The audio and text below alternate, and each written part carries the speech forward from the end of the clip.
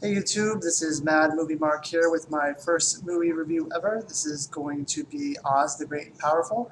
I'm going to start by reading off the names and characters of the movie from a list I have in front of me because honestly I'm not very good at remembering actors and actresses and the parts that they play. So we have James Franco who plays Oz, Mila Kunis plays Theodora, Rachel Weisz plays Evanora, Michelle Williams plays Glinda, but also plays a small bit part in the beginning as James Franco's long-lost girlfriend that I don't think we ever hear the name of. Zach Braff plays two characters, also Frank and Finley. And then Joey King plays a girl named China Girl. I don't know if we ever learn her name. We might, but honestly, James Franco doesn't remember names in this movie either, so I just remember her as China Girl. Director is Sam Raimi, and I know not a lot of people mention this in their reviews, but the music was done by Danny Elfman. And why do I mention Danny Elfman? Well, because he is a redhead.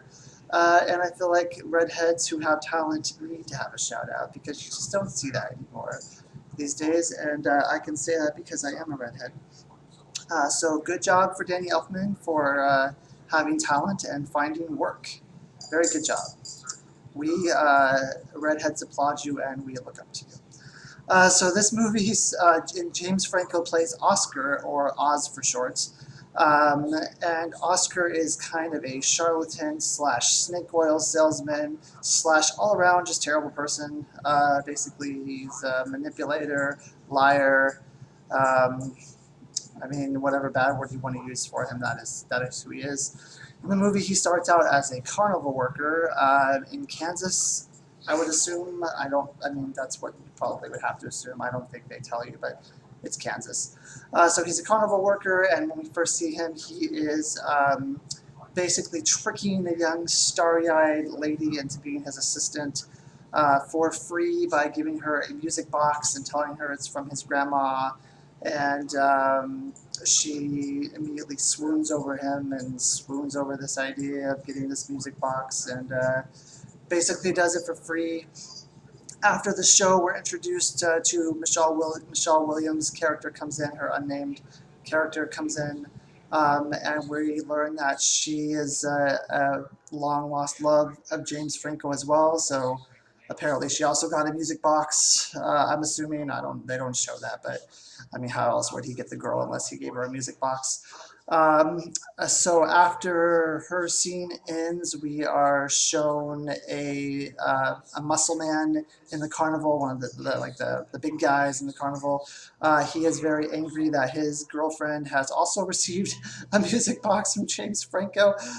So this is I mean, in Kansas, the real money you make isn't selling music boxes. I think that's the lesson from the first part of this movie, is that the person who owns the music box company owns Kansas. Basically, they don't say this, but you have to kind of assume that this person, he's like the wealthy person in Kansas. So James Franco's running for his life, trying to get away from this muscle-bound guy, and he ends up finding a weather balloon. Who would have guessed? Finds a weather balloon, jumps in it, and he's basically whisked away violently to Kansas because there's also a tornado at the same time, and the tornado swoops him up and takes him to Kansas, or not Kansas, sorry, takes him to Oz. We're not told this right away that he's in Oz, but I mean, he's in Oz, you can tell, because everywhere basically there's a rainbow, so they're definitely playing on this somewhere over the rainbow visual that they're doing, which is kind of, I mean, it's kind of cool. But I mean, there's rainbows. I mean, he's going down a waterfall, and in the rocks you see the rainbow. It's basically rainbow overkill, but yeah, who cares? It's whatever. So he lands into this body of water that's like a lake, and he's found by Theodora, who's played by Mila Kunis, who asks him his name, and he says, "I'm Oz," and she says, "Oh, you're in Oz. The prophecy is filled. You are the king of Oz." And he doesn't, obviously, he's intrigued because it means a throne and it means riches if he's a king, but he's not too sure what she's talking about. And she says there's a prophecy in Oz that if you, a guy named Oz will come into Oz and fall from the sky, and He will save our kingdom. I don't know what he's saving them from. It seems like a pretty cool place. There's a lot. Sure, there's flying evil monkeys every now and then. But I mean, there's bad parts of every town, right? Not every place in a city is nice. I don't know what she's talking about. She's obviously only lived in very good places if she thinks that some minor thing like this is a problem. But anyway, so he gives her a music box and says it's from his grandma or something, and then she says, I've never been given a gift just for the heck of it before. And then he offers a dance to her, and of course no one's ever offered to dance with her before, so then she falls madly in love with him at this point, and man, I'll tell you, I've never read the Harry Potter books before. I've seen the movies, but I've never read the Harry Potter books before. And I thought that at the end of the movie, I'm gonna spoil it 20 something, whatever the movie is. I mean, everyone's seen Harry Potter, right? At the end of Harry Potter, when Ginny Weasley, I believe, and Harry Potter get married, I had to go back and I had to Google who she was. I couldn't. And I thought that was the most hastily put together relationship that I'd ever seen in movie history before. But this might be up there. A few baubles and trinkets, and this witch is in love. So they go back. They go into Oz, and the James Franco meets one of the sisters of Theodora, and her name is Evanora. Sorry, like I said, I don't know names. I have to refer back. So her name is Evanora, I believe. She's played by Rachel Weisz. But we're told that she is a good witch. She's not really a good witch. We'll learn that later. But we're told that she's a good witch. So she interrogates. Well, first of all she acts like she's also madly in love with James Franco, which is odd because I don't think at this point he's given her a music box. So he's used some other parlor game trick to catch her eye. So she maybe it's just the fact that he's like this great and powerful wizard supposedly, and that's what she wants. But this is a theme throughout the movie that the women kind of just are starry-eyed at this guy, and even though they're witches and they're powerful, they like a good prophecy, you know. So at some point, Rachel Weisz and Oz are alone together, and she shows him the like gold and riches and jewel room where all the money is hidden in the crown, and it looks like a Scrooge McDuck vault, or it looks like the pyramid thing that Aladdin went into, where he had to only get the lamp. Sort of like that, where it's just full of gold and full of different things, baubles and trinkets and whatever have you. He would be set for life. And she says, "Well, this could be yours if you want to just do me a favor. It's not yours yet because you haven't really done anything. But if you want to start doing stuff, this can be yours." And he's obviously annoyed by this because he doesn't want to do anything. He just wants money. So he says, "Okay, what do I have to do?" And she says, "Well, my sister Glinda is the true wicked witch. And what you have to do is you have to grab her wand and break it in half, and then everything will be great." So he says, "Yeah, sure, why not? How could killing a wicked witch be that bad?" So him and his, I don't know if I mentioned, but Zach Braff is now a monkey companion. So him and Zach Braff's monkey companion guy, they go off and they try to kill Michelle Williams' character of Glinda. They run into a China girl who has a depressing backstory about these monkeys killing her. So she lived in the bad part of town, I guess. I don't know. So he fixes her up with some super glue out of his bag of magical things, and because they've never seen stuff like this before, so it's magic. And they go off to kill Glinda, who when we find her, she's kind of in like a Sleepy Hollow type of area, which is very dark and foggy, ominous. And he goes up and he grabs her wand through some trickery, and he goes. As soon as he goes to break it, she takes off. She finds him and she takes off her hood, and he sees that this is a girl who's very attractive to him. So he decides he's not going to do the wand thing, and she says that she's actually the good witch, and that Evanora is the bad witch. And Evanora is the one who's causing all the problems. So he takes it hook, line, and sinker because she's attractive or something. I don't know. He just believes it now. I guess she had a good story. Which I don't, if she's the good witch, why was she in the Sleepy Hollow area? What was the point? Like, she's just hanging out. She's not doing anything. And then she, like, takes him to, like, this magical fairyland of awesomeness. It's, like, it's beautiful. And, like, why was she even there? What was the point of that? Why was she there? What was she, I mean, she wasn't meeting anyone. What was she there for? But anyway, so she goes back, she takes him back, and she basically, after that, Evanora is looking through a crystal ball, and Theodora, I just want to call them Alvin, Simon, and Theodora. I don't know their names. This is so, there's too many witches here.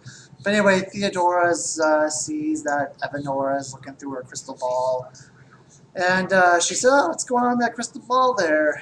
And Evanora's like, "Oh, it's not much. I think, oh wait, look at this.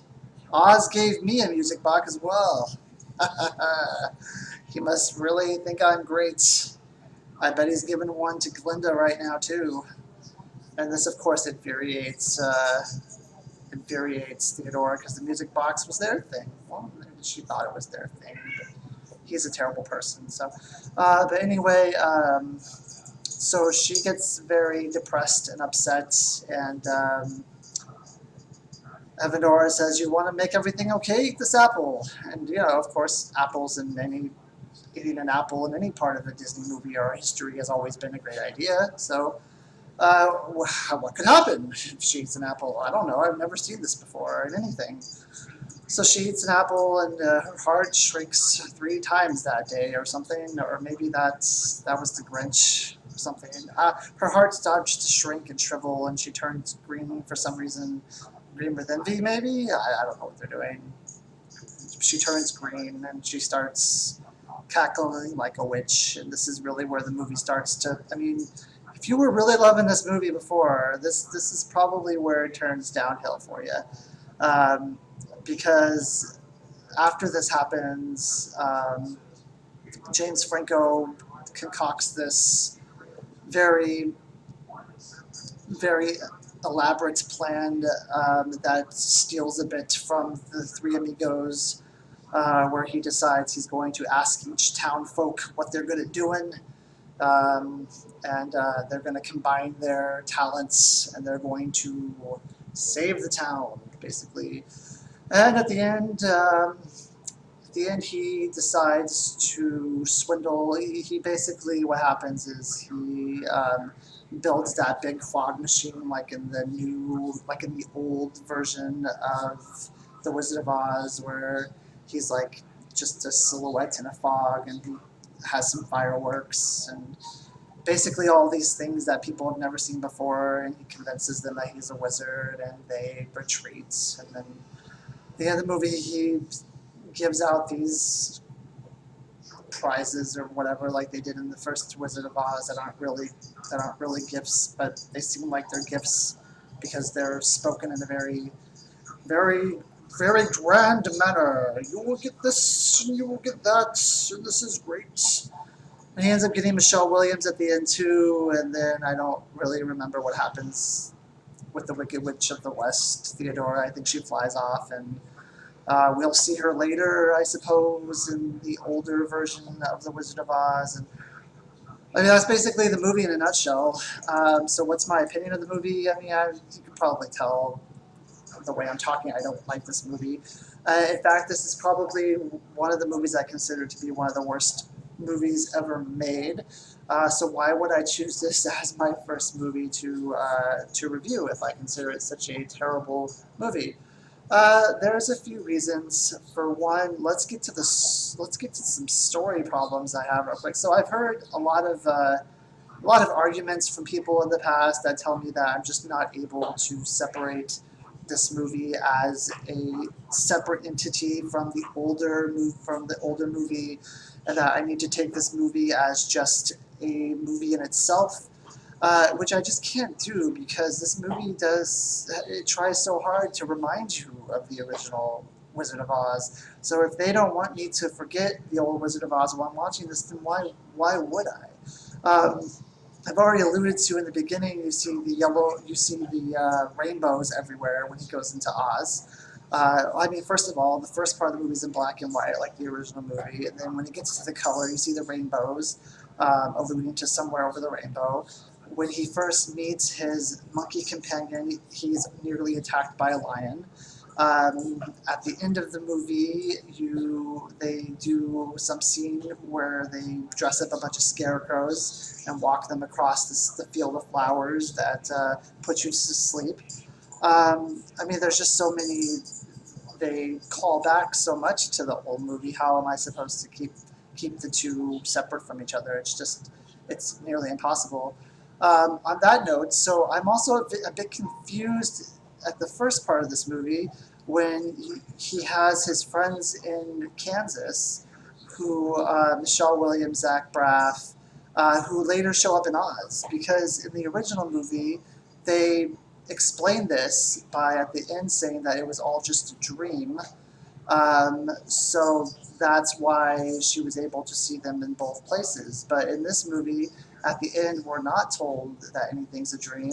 So we're just supposed to believe that there's two separate worlds. One is Kansas and one is Oz. And some people have doppelgangers from one world to another, but not everyone does.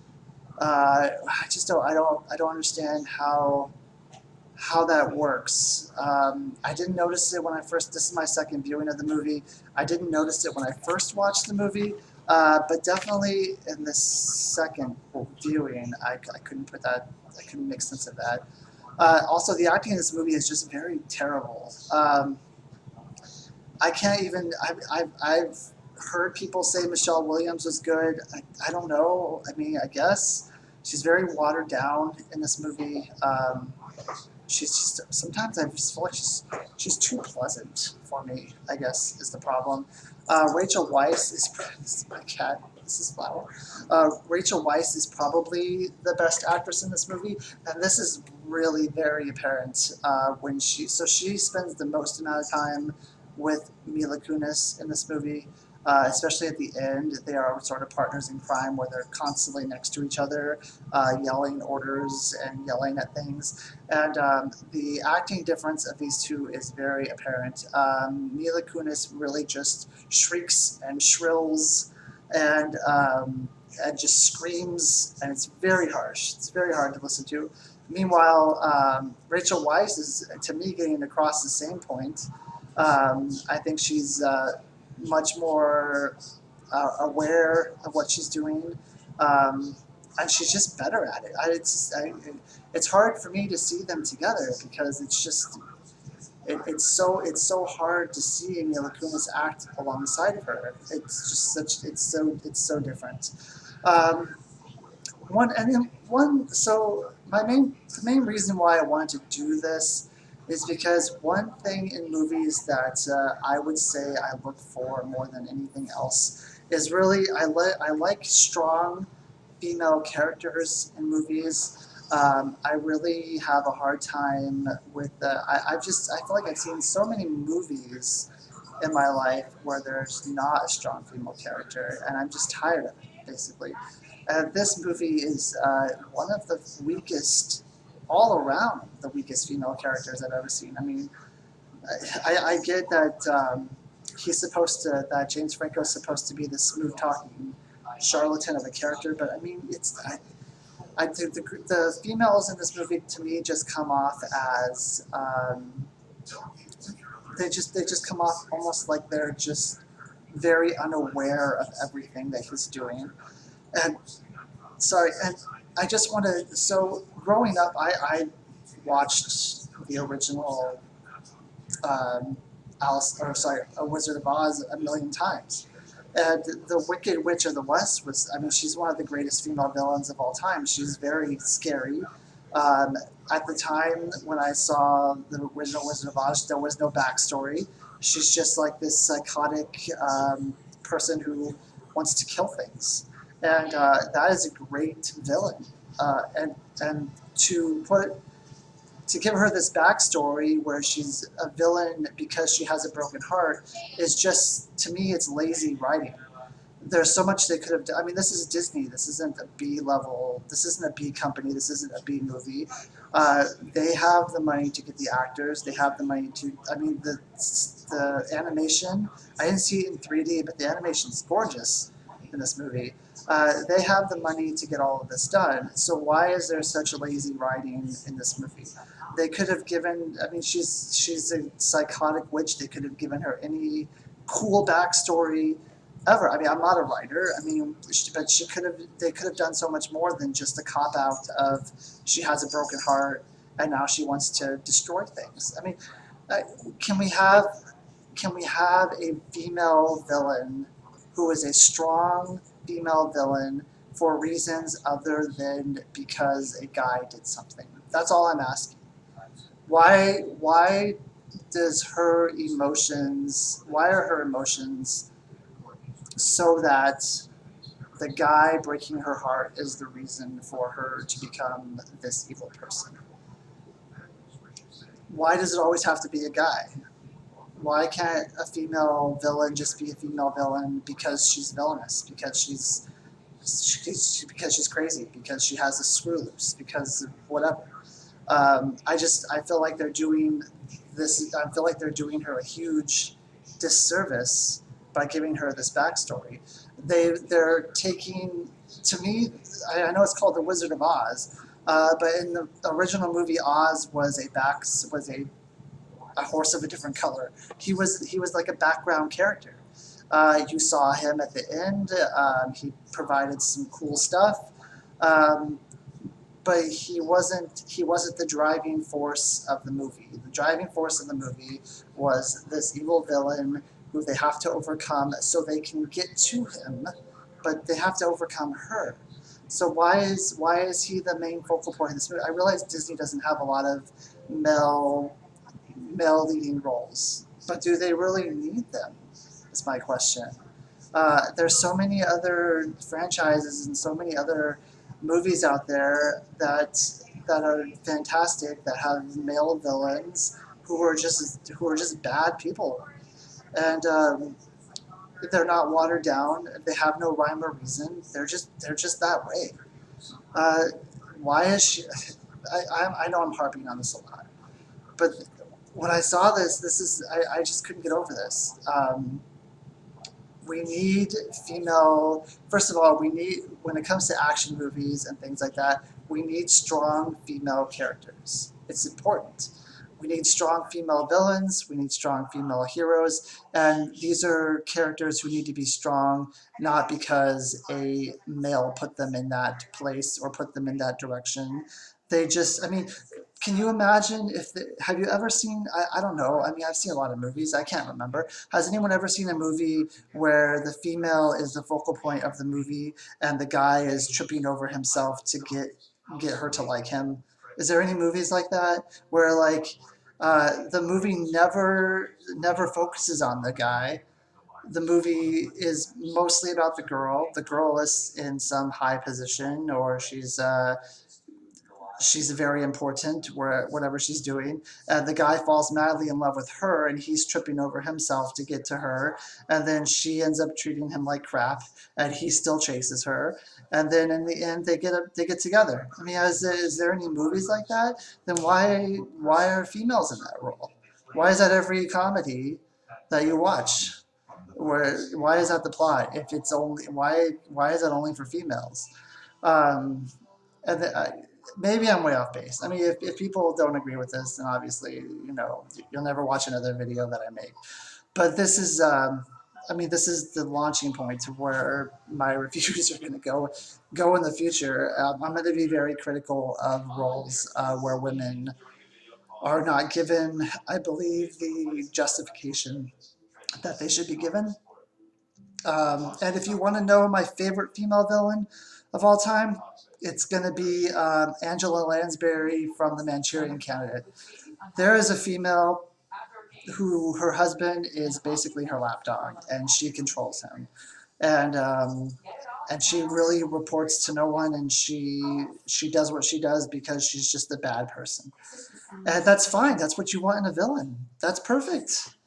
That's what you need, and that's an iconic. I mean, not everyone's gonna know who this is, know what movie this is, but for me, that's iconic. That's top tier villain. Not this. This is terrible. This is a terrible villain.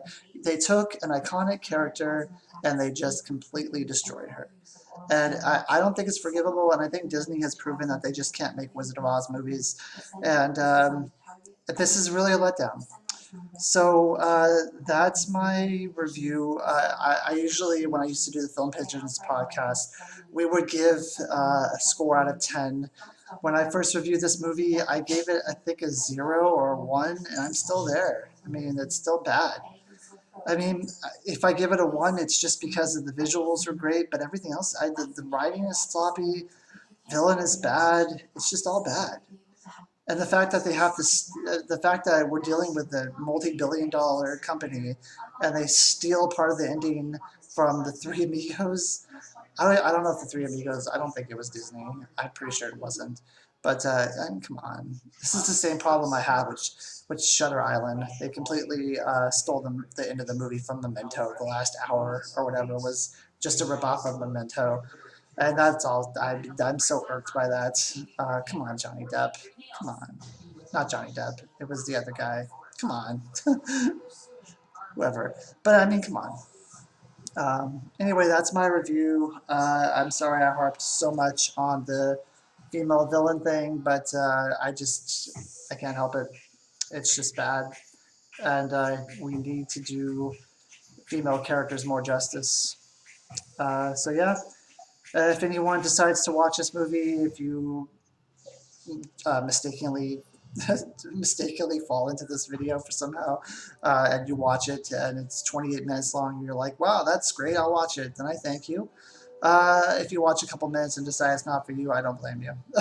it's really just my ramblings. And then obviously I have no production value because I've had lights shining on me all day, but I don't know how to do any of that. I just put the camera on and put it up, and what it is what it is. So thanks for watching and for listening, and I don't know what my second movie's going to be. It's probably going to be soon. But we shall see. I'll probably announce it on Tumblr at some point because that's currently what I'm using. Mad Movie Mark on Tumblr. Yeah, and I'll see you guys next time.